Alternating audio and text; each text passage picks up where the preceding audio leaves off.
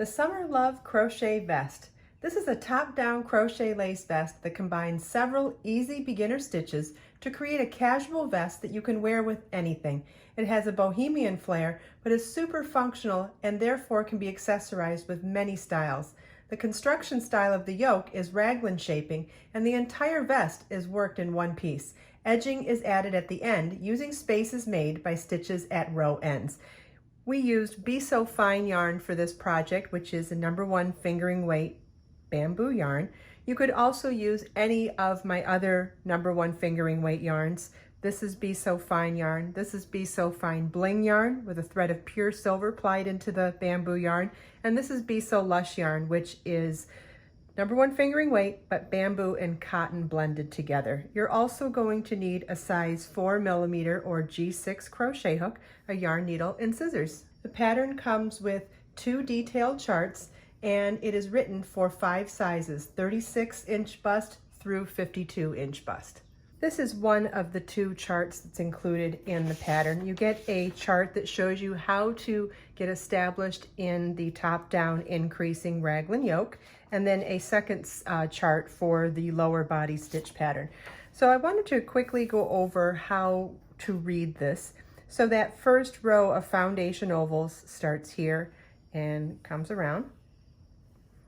Then row 2 starts here, and notice how there are some increase rows. So at the top of the raglan we have a little bit of a V-neck shaping, and then the rest of the vest will be worked even in rows at this point, where the double increases will be in the corners. So row 2 begins with a single increase shell, then work plain shells to the double increase shell at the corner, and we do 4 corners for raglan shaping, single shells, then a double increase, single shells, and a single increase shell. Don't worry, we're going to go over all of this with the yarn as well. I just wanted to get you a little bit familiar with reading the chart, because this is really helpful to have with you when you have your pattern, your chart, and then when you need a little extra help, you come back and watch the video too.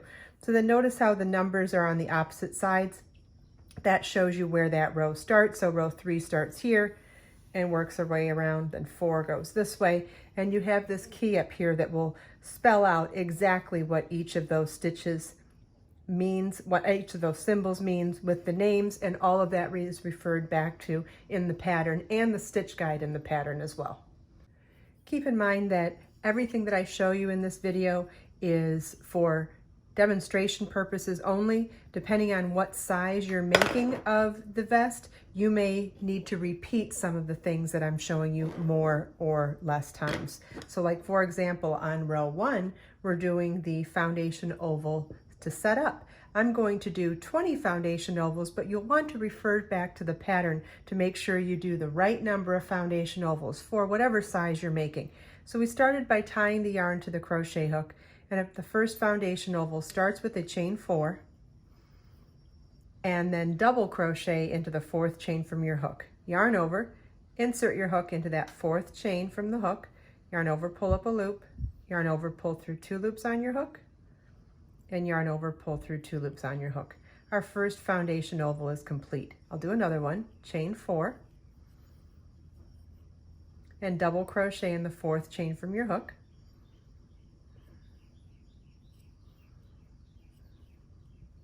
You want to repeat this for however many foundation ovals is required for whatever size you're making of this pattern. Okay, this is what your work should look like at the beginning of row 1. Row 2 begins with a beginning single increase shell in the first foundation oval, and that is a chain 3, which counts as your first double crochet in the foundation oval, chain 1, 2 double crochets in the same foundation oval, chain 1, and 2 more double crochets in the same foundation oval. Okay, then we're going to work a regular shell in the next foundation oval, which is 2 double crochets,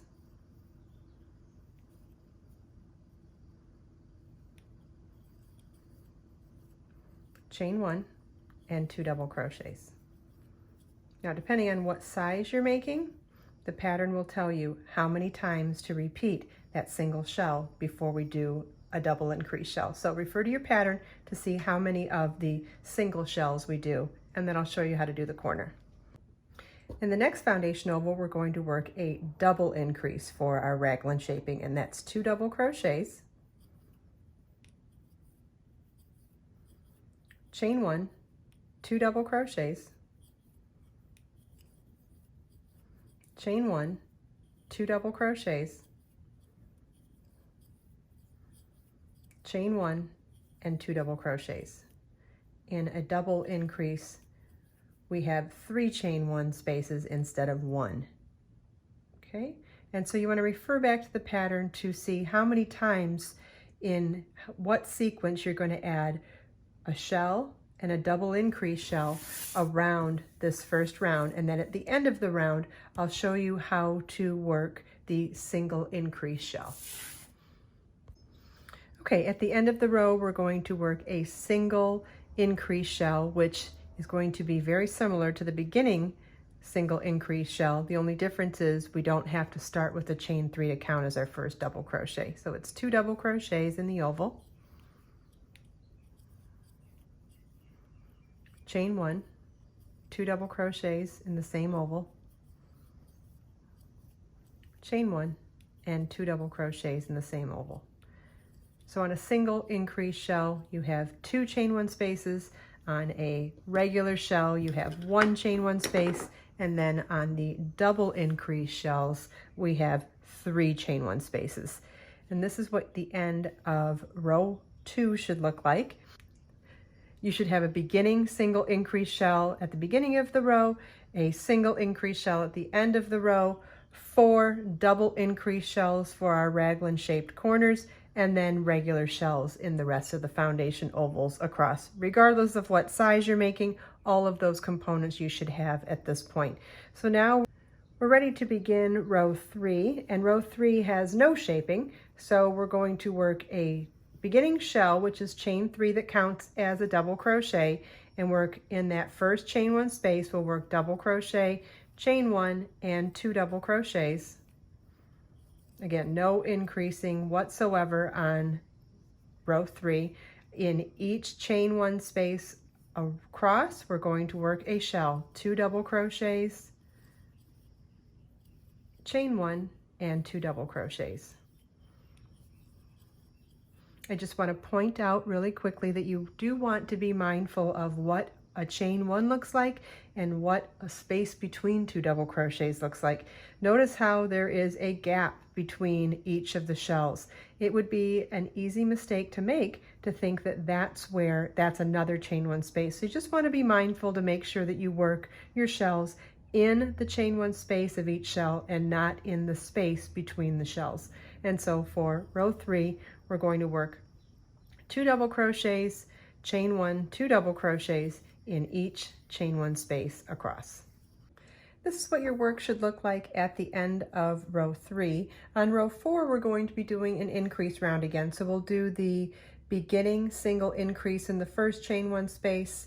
We'll do a double increase in the 2 corners here. We'll work in regular shells around the rest of the round, except do a double increase in the 2 corners here, and then do a single increase shell at the end of the row. I'll show you how to do all of those, but before we get started, I thought that it might be helpful if you wanted to add stitch markers to your corners to remind you where to put those double increases. The pattern will tell you, make a single increase in the first, work X number of regular shells to the corner. So if you want to just follow the written instructions written by size, so it'll tell you exactly how many regular shells to do it between the increases, that's fine and that's really helpful.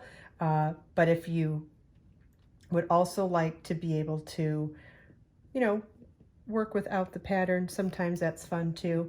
Putting in these markers to help you remember where the corners are is very helpful. So I'm going to put them in, and then we'll get started on row 4. So we're going to do a single increase shell first, which is a chain 3, which counts as a double crochet. Then in that first chain 1 space, we'll work double crochet, chain 1, 2 double crochets,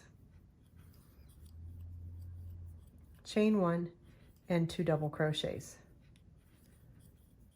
Then we're going to work even in pattern until we get to our first corner. Even in pattern means working a shell in each chain 1 space. So that's 2 double crochets, chain 1, and 2 double crochets. So we'll repeat that until we get to our corner where the stitch marker is. Okay, once we get to the chain 1 space in the corner that's marked with the stitch marker, we're going to work a double increase, so that's 2 double crochets, chain 1, 2 double crochets, chain 1, 2 double crochets,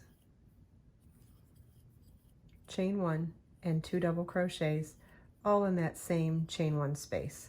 And then for the rest of the row, you're going to work a single shell in each chain 1 space across, except for each of the chain 1 spaces that are marked with the stitch marker.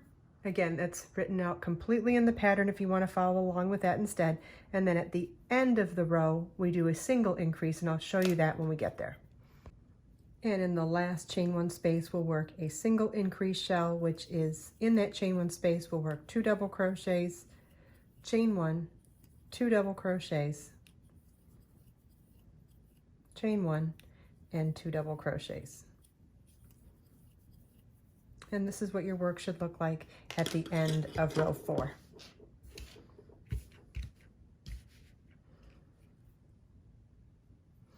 For row 5, we're going to repeat row 2, which was working even in pattern, which means we're just going to work a shell in each chain 1 space across. This is what your work should look like at the end of row 5. There is a note at this point in the pattern saying to mark the beginning and end of this row for the position of adding the chain ties at the end. So you could use a safety pin, you could use a contrast piece of yarn, anything, but I'll use a different color stitch marker just because I have them here. And this is also the point in the pattern where we will no longer be doing any increases here at the front edges. We will only be working even in pattern at the beginning and end of each row going forward, but every other row of the raglan shaping for the yoke will still have that double increase. So we're ready to begin row 6, and we're going to do a beginning shell in the first chain 1 space, which means we'll chain 3, which counts as your first double crochet, and double crochet, chain 1, and 2 double crochet in that same chain 1 space. Then we'll work 1 shell in each chain 1 space across to the next corner. And a shell is 2 double crochets, chain 1, 2 double crochets. So you work that in each chain 1 space across to the corner, and I'll show you how to do that double increase shell again. Okay, and then in our first corner, chain 1 space, and we have a stitch marker marking that position, but I'll also set the work down so you can kind of try to recognize this on your own too. So on 2 rows below, we did the double increase shell, which was 2 doubles, chain 1, 2 doubles, chain 1, 2 doubles, chain 1, 2 doubles, all in the same chain 1 space. Then in the next row, we converted that into 3 separate shells. And so as you're working along, it's always going to be that middle one of that increase where we're going to be working our double increase. And you see it's the one that goes off on the diagonal where everything else gets pushed to the 2 opposite sides of literally a corner. So then that increase again is 2 double crochet, chain 1, 2 double crochet, chain 1, 2 double crochet, chain 1, and 2 double crochet. And so for the rest of this row, we'll work 1 shell into each chain 1 space across, except for every marked corner chain 1 space, we will work the double increase shell. This is what your work should look like at the end of row 6. For row 7, you want to repeat row 3 or simply work even in pattern 1 shell in each chain 1 space across. This is what your work should look like at the end of row 7. We're now going to do our last increase row. So on row 8, you're going to work even in shell pattern to the corners and do a double increase in each of the 4 corners, and then work even in pattern to the end for the last increase row. That's row 8. This is what your work should look like at the end of row 8. For row 9, we're going to repeat row 3 again, working even in pattern, and then you're going to continue repeating row 3 until your yoke, worked even in pattern, is the correct length for the yoke, depending on what size you're working on. So you'll repeat it until it measures 6, 6.5, 7, 7.5, or 8 inches long. And you want to base that length on whatever your blocked gauge swatch was. So what this looks like at 6 or 7 inches is not what it would actually look like when it's done. So you want to make sure that you're taking your measurements based on your blocked gauge swatch. In the next section, I will show you how to separate for body and sleeves. All right, my yoke is finished and I'm ready to separate for the body and the sleeves. But because I'm going to be showing you on any one of the particular sizes, and you could be making any one of the 5 different sizes, I want to show you conceptually what we're doing for this round, for this row, before I get started. We're going to work even in our established shell pattern across the front here to that corner stitch. Remember, there's a center corner stitch that we marked before? You're going to, at the end of the front, make a foundation oval, skip the section of stitches from corner to corner, start back up in our established pattern and work even in the shell pattern across the back.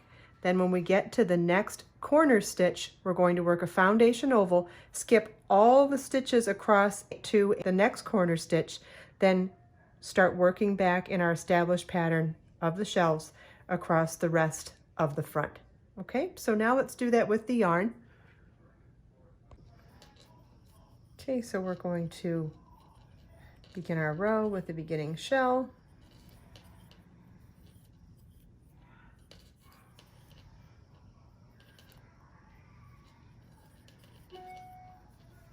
Work 1 shell in each chain 1 space across the front, stopping at the corner shell.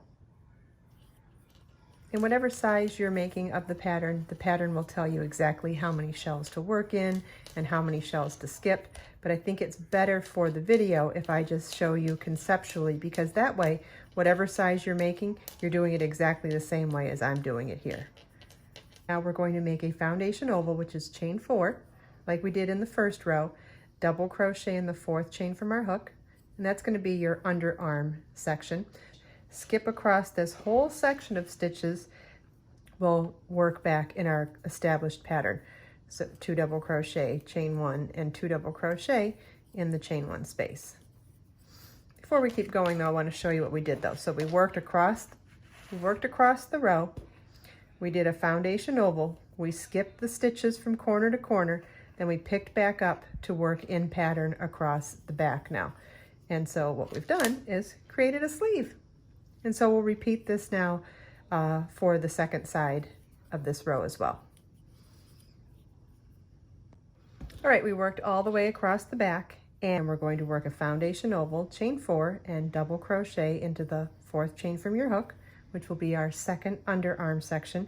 Then we're going to skip the stitches from that corner all the way across to the next corner, and then work in our established pattern of the shell in the next chain 1 space, and then each chain 1 space across to finish the row. And this is what your work should look like after the separation row. So we've got 2 fronts, 2 underarm sections, the whole back section, and now we have 2 sleeves. The lower body is going to be worked over it's a new stitch pattern. Let me show that to you. This is the stitch pattern for the lower body, and notice that it's worked over a multiple of 3 foundation ovals. And notice that it's worked over a multiple of 3 of the shells, and that's the same shell that we used in the upper body section.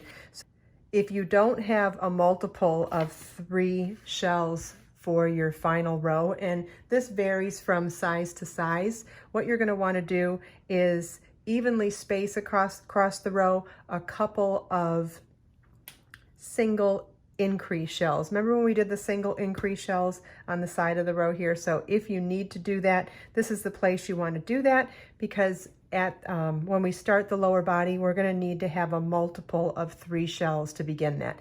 In the next video, I'll show you how to crochet all of the rows for this beautiful pineapple stitch pattern.